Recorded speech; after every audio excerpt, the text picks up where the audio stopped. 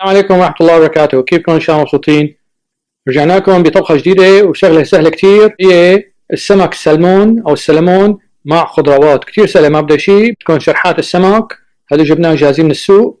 بدكم بندورة، بصل، شرحات، فطر، ملح، فلفل، زعتر، زيت زيتون. ومشان السمك مشان ندهنه بتوابل، وبدنا بقدونس وتوم وطرخون. بدكم خبز يابس. خليط الخضروات مع زيت وزعتر وفلفل وملح، بعدين نحطهم بالفرن على 425 فرنهايت ل 15 دقيقة. يلي حاطين الخضروات بالفرن، هلا بنطحن الخبزات مع البقدونس والثوم والطرخون وشوية زيت زيتون على وشها للسمكات، ملح وفلفل والخلطة اللي خلطناها هلا من الخبز. ربع ساعة حطينا عليه هون السمكات، ولما نرد نحطهم بالفرن على 425 فرنهايت لربع ساعة ثانية ونشق عليهم. مثل ما شايفين خلصت هلا، طنت الساعة.